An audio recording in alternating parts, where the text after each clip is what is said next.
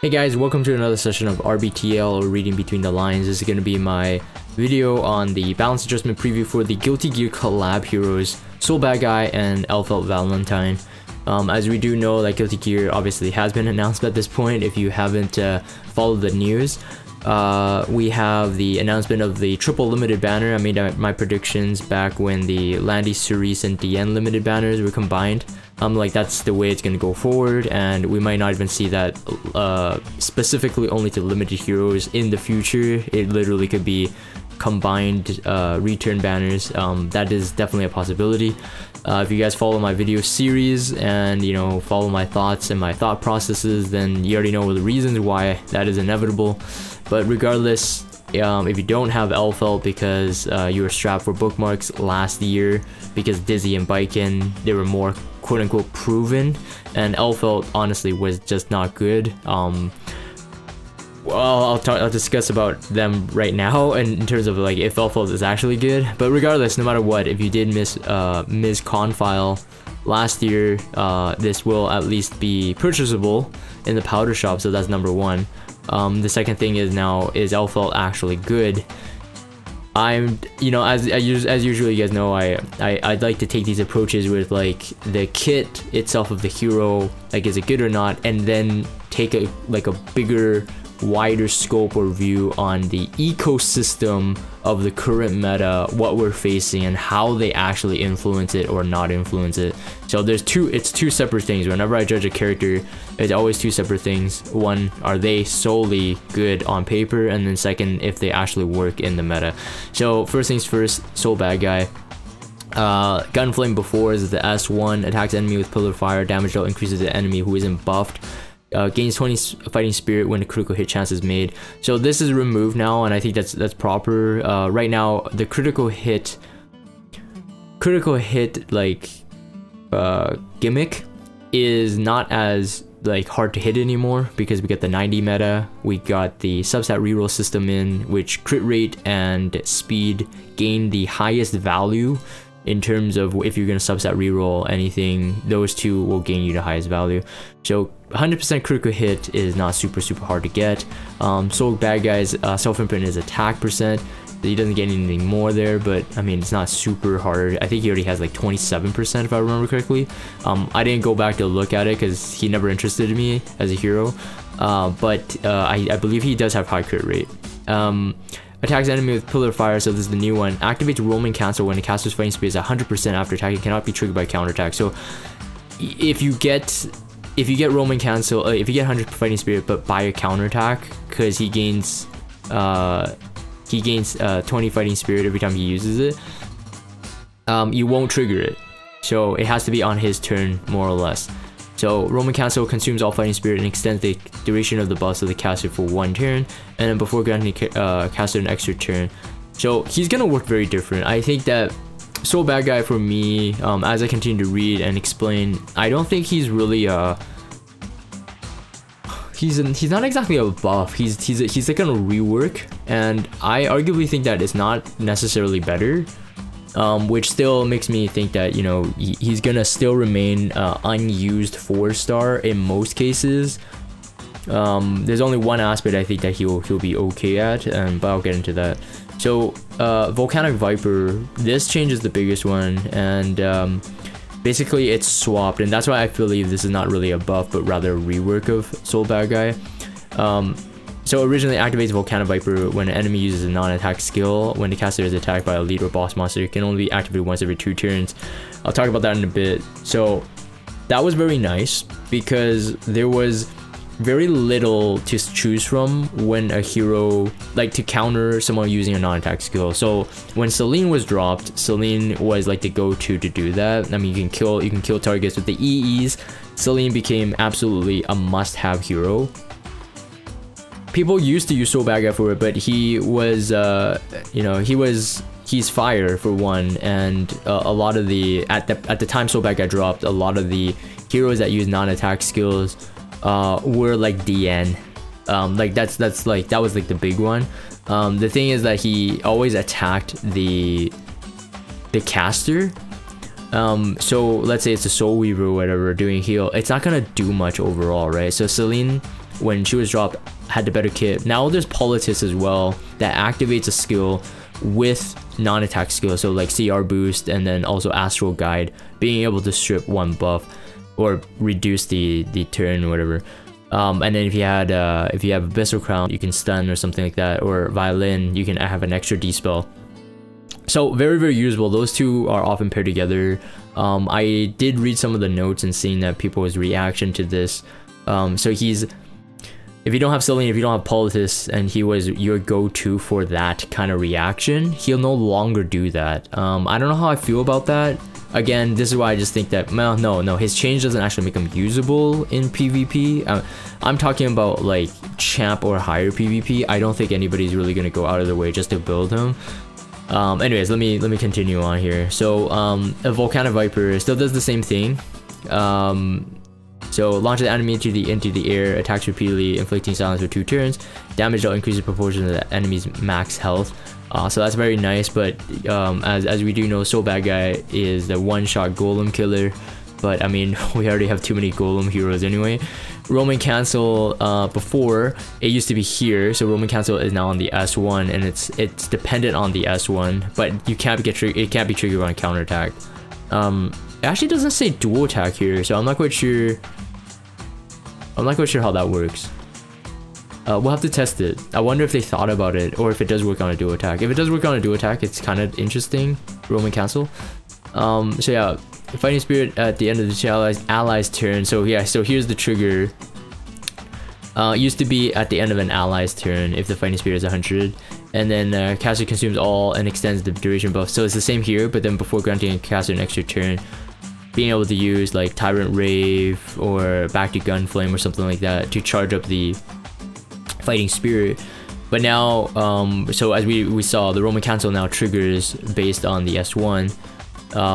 So it's a bit different now. But then the second thing is the Volcanic Viper. So when enemy uses non-attack skill, increases combat range cast by 20%, gains 20 Fighting Spirit. Okay, so that's kind of nice. So add to this pool, and it gains 20 Fighting Spirit. And then when suffering an attack that targets all allies, activates Volcanic Viper against the attacker. So this is a huge change. And I think the reason for this honestly is, actually, I don't know the reason for this. Like, I can't think of a scenario right now in the current RTA meta this is better than this. I suppose like it doesn't matter, like if they use an Oxalot, he'll kill the Oxalots, but then the damage dealer still goes through. So, and then like I said, with the Soul Weavers and stuff, he's not gonna be really silencing them, he's not gonna be really killing them. So maybe that's the reason, so they had to give him a different trigger. While suffering an attack from targets all allies, activates Volcanic Viper against the attacker. This effect is not activated by a counterattack, dual attack, or extra attack. So like SSBs, S2 and stuff like that, it doesn't work. Dual attack like Dizzy, counterattack like who counters with AoE? Or Dizzy, I guess. It doesn't work. So the Volcanic Viper, I don't know. I feel like it's, yeah. Honestly, it's not a big thing. Let me know in the comments down below if I'm not thinking about something that you guys see really clearly here. But like maybe I'm very narrow-minded right now. But I don't feel that this is an extra buff. It feels like Smilegate trying to figure out what they want him to do, and then really just going like, okay, let's try something completely different and see if he works. Yeah, it's kind of odd for me. I mean, I guess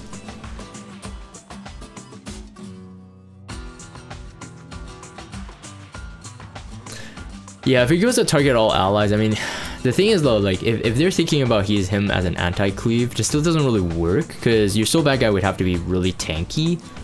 Maybe it will work. Maybe Draco play it since he is a warrior.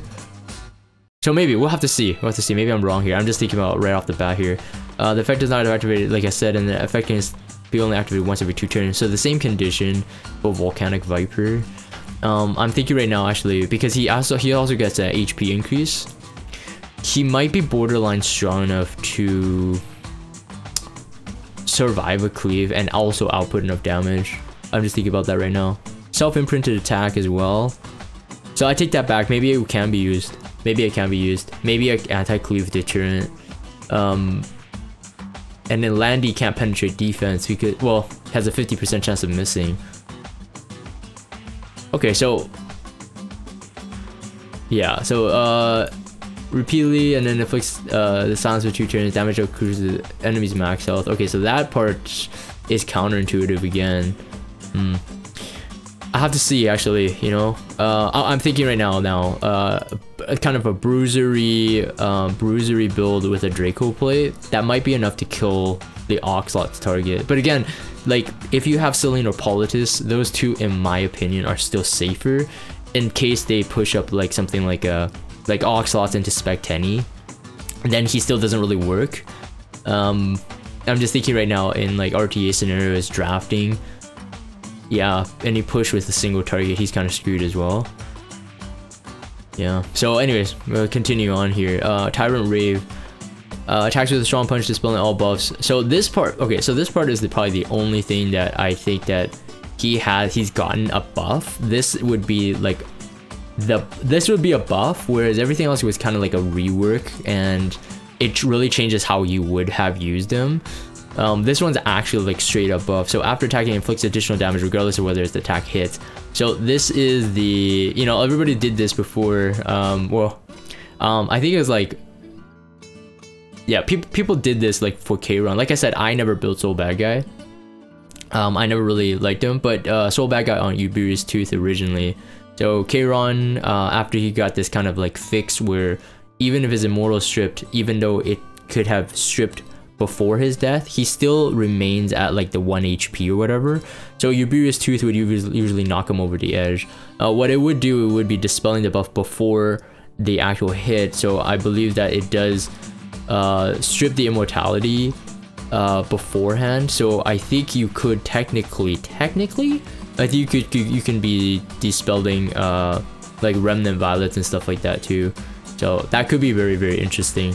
The inflicted additional damage regardless of the attack hits. I'm assuming this is going to be attack scaling like Uberi's Tooth, like Little Queen Charlotte's splash damage, Rengar specialty drink. I'm assuming there's no talk about that scaling, like how is that scaled. So I think there is potential here. Yeah, also the unbuffable is very nice. So no, we already had that, right? Yeah, we already had that. So this could be interesting. Maybe he could be used for Remnant Violet killing. But again, my issue is the one free 4-star, and then it is unless you already molded him. I'm not sure. This would push me over the edge and saying that I must mold him, I must use him. Nothing here really speaks like amazing to me, and like I said, there are some reworks here that different. You have to definitely think differently when you're using him. This buff though, I think is very much needed, and this will make him much more usable. I mean, 200 more health on this is a huge deal.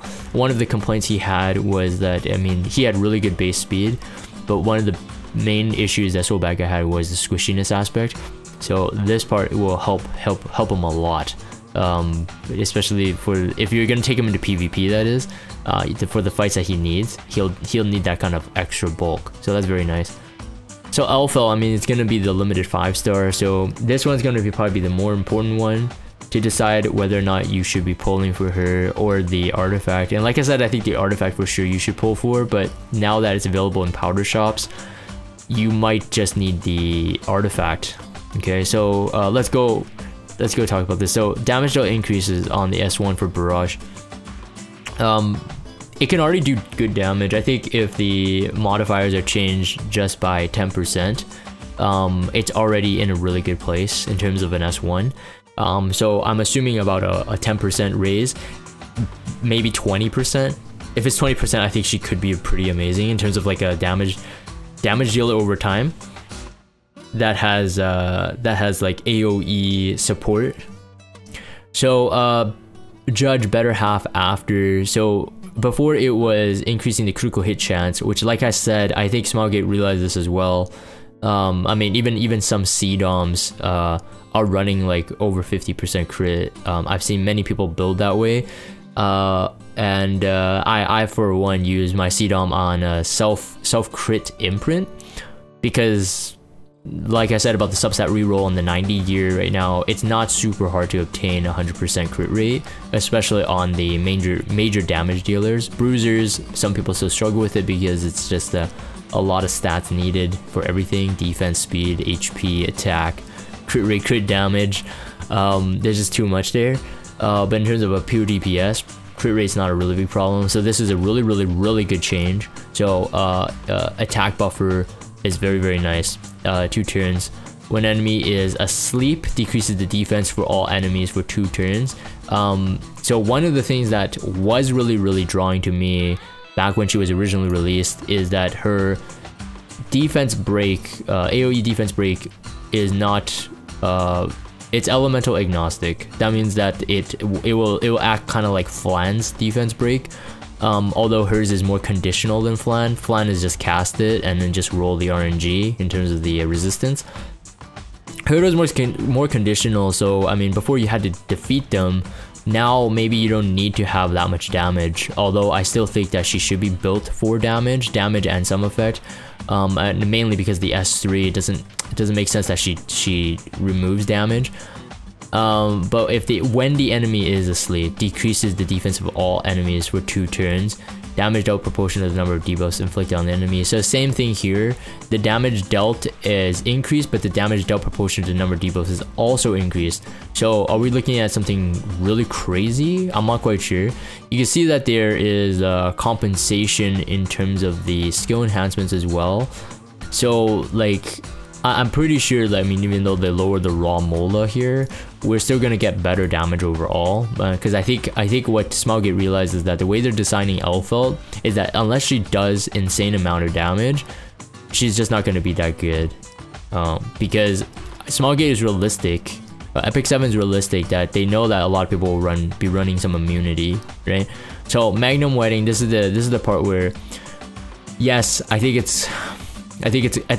Elphelt is less of a rework, but more of a buff, a straight up buff of the hero. And this is what is nicer about Elphelt in terms of like diagnosing the or analyzing the kit. Magnum Wedding before dispels 1 buff, so obviously FCC still very predominant right now. Bastion getting a buff, Bastion of Pelusia getting a buff does necessarily need that 2 buff thing, especially now with what do you call it, Remnant Violet as well. Usually able to stack up to 3 buffs, including barrier, evasion, and then the immunity. So the dispelling 1 buff part is like, definitely this is a good upgrade. So 2 buffs are pretty good here. 100% chance to put them to sleep, but of course that rules RNG in terms of the resistance check, so technically 85% chance. Put them to sleep for and decrease the defense for 2 turns, and it grants the caster an extra turn. So Dispel, 100% chance to put them to sleep, and then decrease defense. So now that, you know, if you do have I mean, there's two RNG, there's technically 3 RNG checks, assuming they're on immunity. 1, do you get the Dispel? 2, do you get the sleep, and also the death break, right? Because this is a soft skill, so it won't wake them up. But it grants you an extra turn. So again, the turn cycle is the same. She works the same as she did before, but now just slightly better. And then you go Judge Better Half, which it should kill. Now the damage is increased, and also that the damage proportional to the debuffs will also be increased. This should definitely one-shot now. When the enemy is asleep, decreases defense for 2 turns. So again, one issue with her is that she would have been a decent opener, like kind of like in the no, I guess no real defense breaker ever has full strip before the defense break. So she would be in, I would say she'd be aligned with someone like Flan, except that she would have an extra layer of RNG. So ideally, I mean, if you're gonna use her in, you know, higher end fights, I'm thinking like, you know, my observation when I was climbing RTA this season was just like, players are learning, even challenger players, they're getting more immunity gear, and everybody knows that immunity gear at the end of the day is just a very nice safety check for that first turn. it could really screw up people with like Falconer Clearies and stuff like that. Like that 15% extra resistance check is just too valuable. It's way too valuable.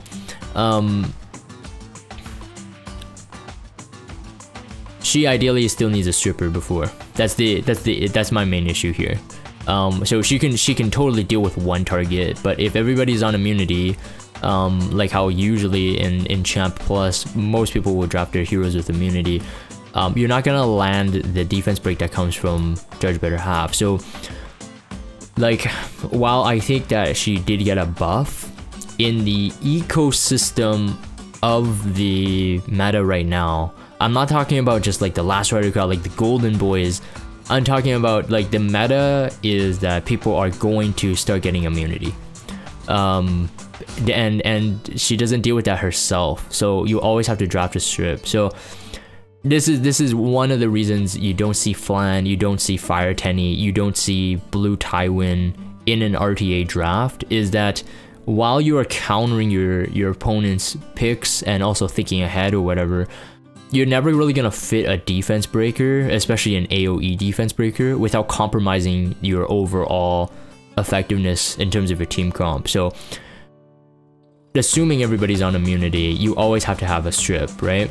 So if you have one strip, they can ban the strip, and then you still don't get the defense break if Elphelt goes through. If you select two strippers, they can ban one of the strippers, or even ban Elphelt straight up. So then you lose the defense breaker anyway. So in a realistic setting, RTA, Elphelt, Soul Badguy, I don't see them use. Maybe Soul Badguy, just like because I'm thinking about that bulk thing with maybe counter cleave. Maybe I will have to see. But in terms of Elphelt, I don't think you'll see her in RTA unless you're actually a pretty decent player, but you're bullying lower players and only in cleave comp drafting.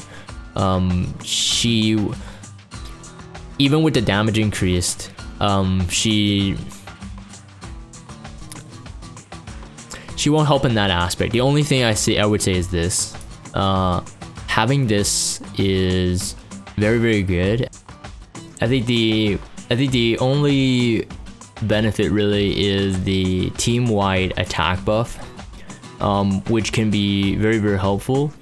Otherwise, honestly, I think as like I said at the beginning, the difference between individual, like on paper, are the buffs good versus like are the buffs good in the ecosystem of the heroes right now. I think Soul Badguy is not really a buff, except the S3. It's more of a rework. So in terms of like, I have to rethink about him. So like, can you say he's better than before? Like I said, only the S3. I think he works totally different now. So I can't say he's better. Elphelt, is she better than before? 100%. Every single skill benefits her from a mechanical standpoint. She is benefited from every single skill, every single change. Even the asleep part is not like, you know, for the defeated. The asleep part is way better because again, people have higher stats. It's harder to kill them now, and if you don't proc defense break and you get them to sleep, this is going to be better. But like I said, everybody's on immunity. So in terms of hero herself, way better. I mean, if she was released like this, I think people would opted to pull her more, but I can guarantee you that with the amount of time we had since the first Elphelt banner, that if she was released like this, she still wouldn't be used today. So therefore my conclusion is that in the ecosystem of the meta, and of course this is pending that if, you know, season 4 of RTA they're going to change Frenzy or anything on that. Like right now I am saying that we're assuming Ardor Season's Frenzy circumstances. We're assuming, you know, the current like pool of heroes, like what's most widely drafted. There's a reason for that, because they work, because they have team-wide support, they have AoE, they have just better sustainability, all that stuff. Those are the trends right now. And so Elphelt does not fit in those areas. And even though, you know, cleave is a lot harder to pull off now, because the gear and in specific heroes like Paladins and Celine being able to kind of like suppress cleave a lot more, Elphelt is not going to help. in the economics of heroes right now. So that's my summary. If you guys wanted to, you know, obviously hear my take on these two heroes, Soul Badguy, Elphelt, while it's cool to see them getting changes, I don't think they're gonna be significant enough this time around. Anyways, I'm gonna end this for the video recording. Thank you guys for watching this. As usual, if you guys have Discord, check out the Discord server. Follow me on Twitter. Subscribe to YouTube if you haven't. As always, I'll see you guys next time.